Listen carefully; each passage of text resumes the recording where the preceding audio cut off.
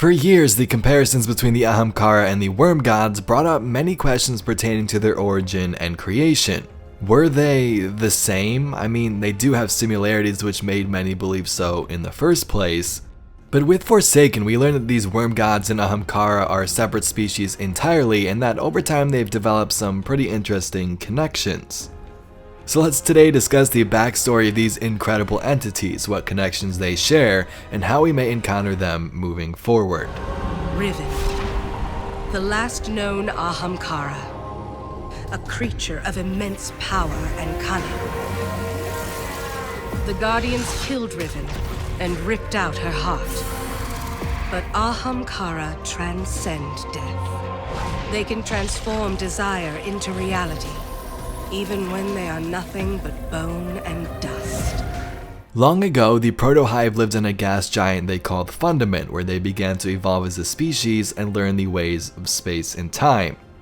So for those of you that may be confused, this is the Hive before they became known as the Hive. They lived on this gas giant called Fundament, and this is where their life as a species sort of began. So here they were just chilling, but something deep and sinister lay under the surface that would change their lives forever. This, of course, was the 5 worm gods who were trapped under Fundament's oceans by the Leviathan. Now, it's not the giant Cabal ship we see in Destiny 2, but this is an actual Leviathan creature who is a being of light and a disciple to our very own Traveler. This Leviathan kept these worm gods imprisoned within the deep, trying to keep the outside world safe from their threats. One day, according to the Books of Sorrow, one of these worms washed up on the shores of the Proto-Hive, and this sort of began a campaign of death and destruction in the big scheme of things. After much debate, this worm eventually persuaded the 3 sisters, Oryx, Savathun, and Xivu Arath, to venture into the deep and meet these dark worm gods. So the 3 sisters made up their mind that we're going to get on a ship, go down to the deep, and find whatever, caused this worm to wash up on their shore, and see what it's all about.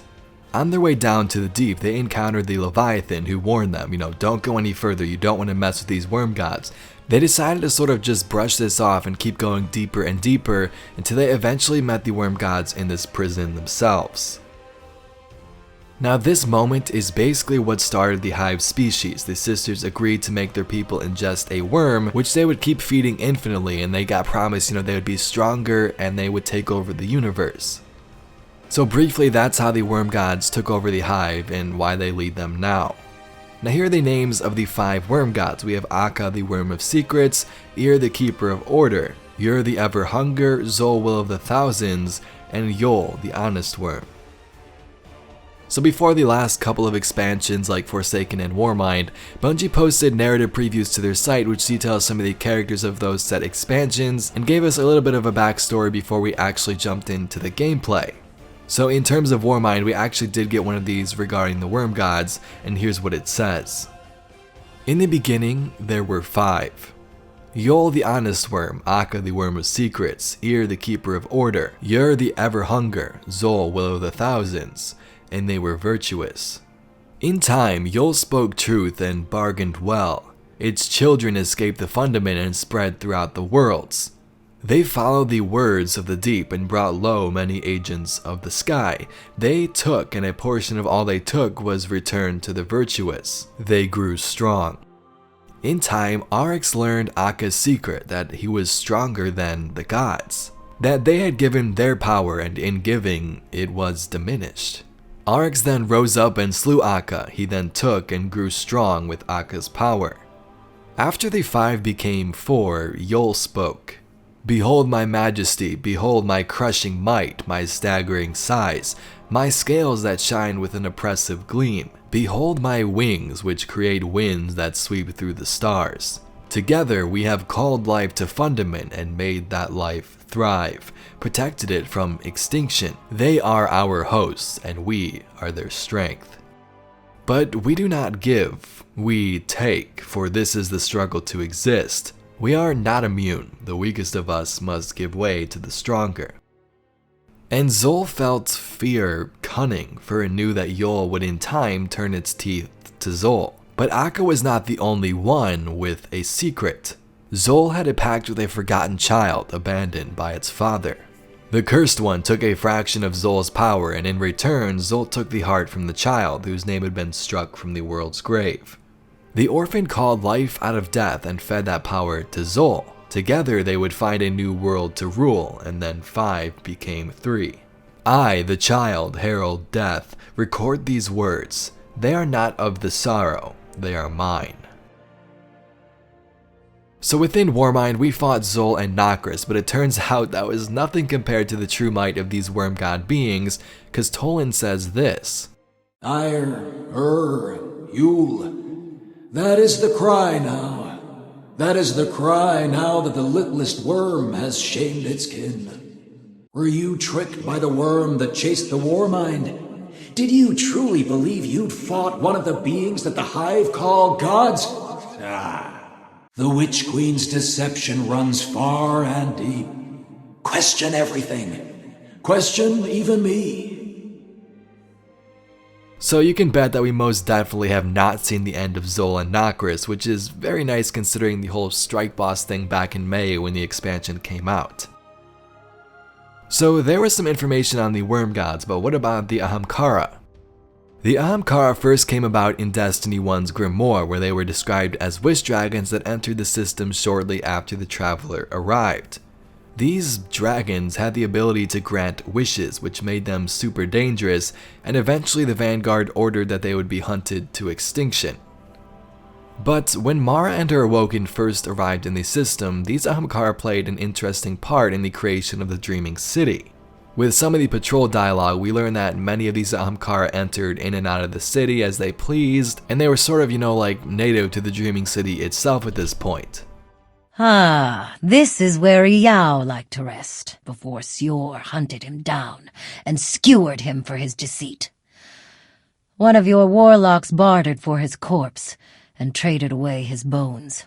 Another mistake. You must never scatter the bones. This was the site of a mass murder.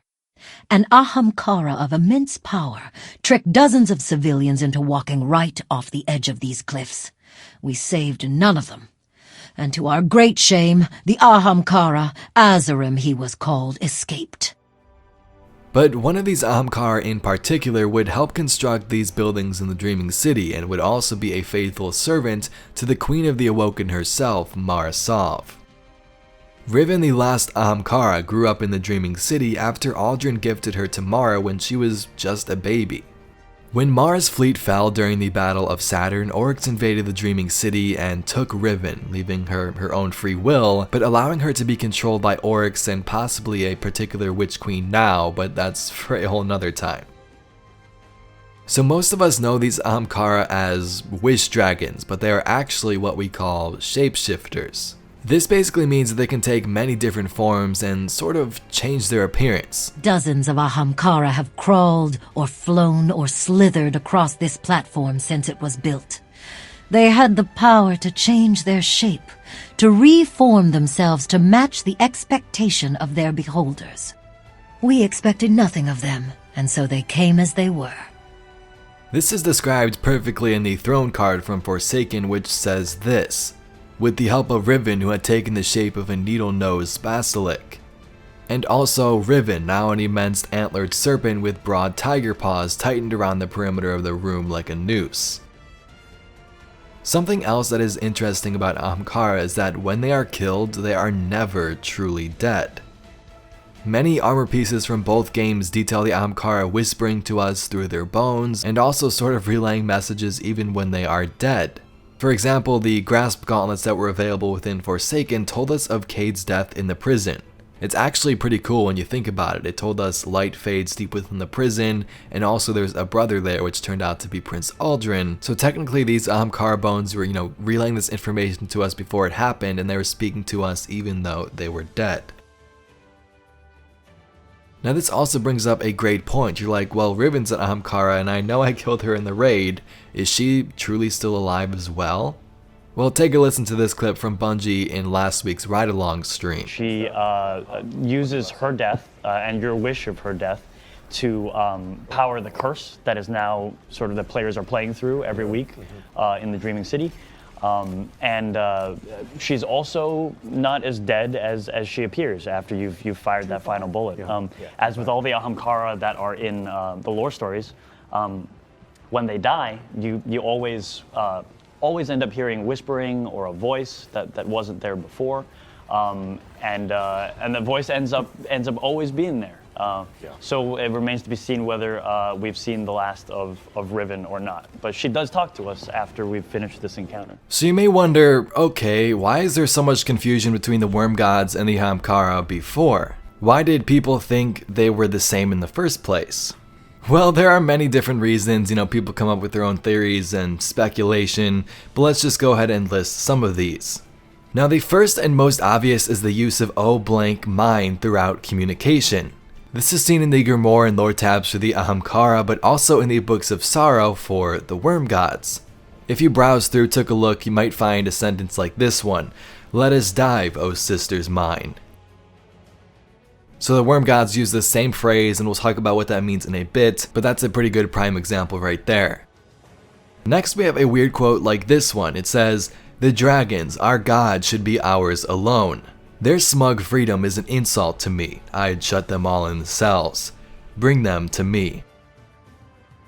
So these are just two quick examples, but since the Book of Sorrow release, theories began to spread suggesting the two were in fact the same species, or at least partially. But gladly, Forsaken clears this up a little bit with a bunch of its lore, and let's talk about the next entry right now. In one of the Truth to Power entries, it answers a bunch of questions that spawned for most of us since this expansion came out. So I'm only going to read a little section of this card because it details what we're talking about in this video, but of course this is out there. I'm sure you can find it on Reddit and you can read the rest if you wish. It says, "I've been correlating information on the Ahamkara and the hive worm parasites. Both display a peculiar ability to convert the host intent into an automorphic, reality-altering effect. Both use similar language in appeal to their host. I don't think they're the same species, however. The hive worms spawn large numbers of young from relatively few adults, always displaying the same physical form, and live in communal groups. The Ahamkara are solitary, elusive, and seem to alter form to suit or confuse expectations. The shared syntax, "oh mine," may be a key. It seems to be a shibboleth used to invoke an automorphic effect, placing the target in a cage of O, being activational, specific, appealing, and naming, and mine, defining ownership and subordination. The Ahamkara and worm may have evolved separately to exploit this effect, just as many species independently evolve eyes. This might place them in competition for the same ecological niche. I would expect a rivalry or antipathy between them. So that is pretty interesting. It says these are two separate species, but the person, relaying this information doesn't truly know that, right? So they both have different breeding patterns. The hives spawn, large numbers of young from few adults, while the Ahamkara are solitary, elusive, and seem to alter their form to suit expectations. The big connection here is of course the use of "oh mine," or like "oh bearer mine," for example. So both of these species use this line due to its effectiveness, right? First they realize who they're talking to with the O phrase, and then exert will or dominance with the use of bearer mine or blank mine, whatever the word may be. So they're sort of playing some mind games, making their target, susceptible to control, and sort of trying to sway their opinions or control their mind to some extent. So in the end, in a brief summary, that's all we know about these creatures and the similarities that they share. Now the thing that's a little weird to me is that it told us, their breeding patterns and so on, but we don't know where the Ahamkara originated. We just know they came into the system when the Traveler arrived. So did they stem off from the Worm Gods at some point, or are they completely different like these cards suggest? But it's always fun, to speculate, and I'm glad that Bungie kind of cleared this up a little bit with these cards in Forsaken, and I hope to learn more in the future. Anyway, Guardians, if you enjoyed this video, please be sure to give it a thumbs up and subscribe for some more awesome Destiny 2 news and entertainment. My name's Evade, and I'll catch you, Guardians, in the next one.